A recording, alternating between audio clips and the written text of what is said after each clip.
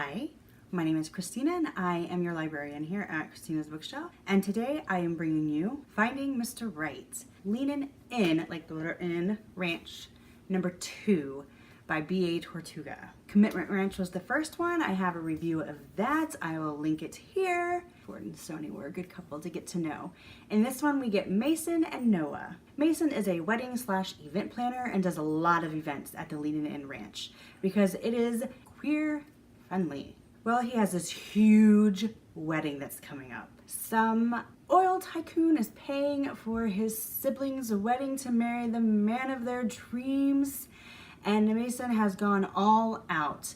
They want like redneck chic throughout this whole event, and there's no place better than the Leanin Inn in Colorado. Noah is the oil tycoon. He comes about a week early to the ranch to inspect things, see how things are going, check out the plans. I mean, he's footing the bill for his sibling's wedding. There's just like a slight calculation, an error on something very important. And here's how it breaks down. All communication so far has been via email. There's been no face-to-face, nothing. So when they said the wedding was for Sammy, they all assumed it was a guy. When Noah gets there, he is pissed because Sammy is his sister and she is marrying the love of her life. Sammy is like this huge spoiled brat, Texas princess, gets what she wants, and everything is Mr. Everything is ready for a gay wedding. Noah is irate. Mason is, oh my God, what are we going to do? We can't let the bride know that this happened. So now we have running around like maniacs. We have to get this, and this done. People start showing up. Nobody knows that there was this huge mix-up. Well, Sammy makes some demands, like after she gets there, some things that she would like to happen. So Mason and Noah head down to town. Granted, it's like early summer. There's in the mountains, Colorado, there's a storm. So Mason says, I live in a condo near here. How about we just chill out there for the night and then we can head back up to the ranch. It's not a big deal. They get a little close. And from there, they just get closer. Noah starts to understand how Mason works. Mason understands Noah. It becomes a long distance affair. Mason has his own business here in Colorado. Noah owns this oil business in Texas. So they're constantly texting, emailing, Skyping, anything that they can do. Us as the reader, we don't see like everything that happens. Obviously, we're not gonna get like every text message, every email, every Skype conversation, but we get to see how the relationship's developing. At one point in time, one of them is rush, and the other is, you know, you have to eat, and they're like, I'll eat eventually, and so the other orders him food. And so we get to see the development, even though we don't get all the gritty details of all the conversations that are taking place back and forth.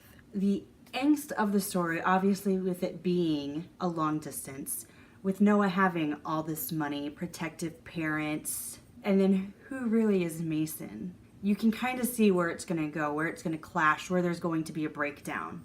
But how the men handle it, I think was a kind of above par for me, because I liked that it wasn't, I'm going to make this decision for both of us, which is one of those things that I hate. If you follow me, you know. But it was, I'm going to make this decision. I've talked about this decision. Let's make it, let's do this, and let's go from there. And I enjoyed watching it. Like, you could feel the heartbreak, you could feel the pain that they were going through, being separated, having an incident happen, you know, parents getting in the way, sisters being sisters. Although this sister drove me crazy, because at first it was like, hey, it's my wedding. Do what you want to do, Noah. Go after this guy. He's deliciously good looking, even though he's the help. And then the next minute it's like, hey, what are you doing? Fraternizing with the help. You can't do that. And then it's like, oh, you're in love with him? Go get him. Be with him. And I was just like, chick, pick something. Pick something and stick with it. All in all, though, I thought it was really good. A wonderful extension onto the Leanin N series. A great follow-up after Stoney and Ford. I really liked it. I am giving Finding Mr. Wright by B.A. Tortuga 4 stars. It's fun, fluffy, like I said, low angst. You're going to enjoy it. You have some sexy times. You have great communication between them. Besides like the whole, hey, Sammy's not a dude thing, which was interesting watching Mason kind of go, oh shit. And then everybody's kind of having to work around that. But I liked how they all as a team worked around that. So what I am going to do for you is I am going to leave the Dream Spinner Amazon link down below so you can click it and be on your way.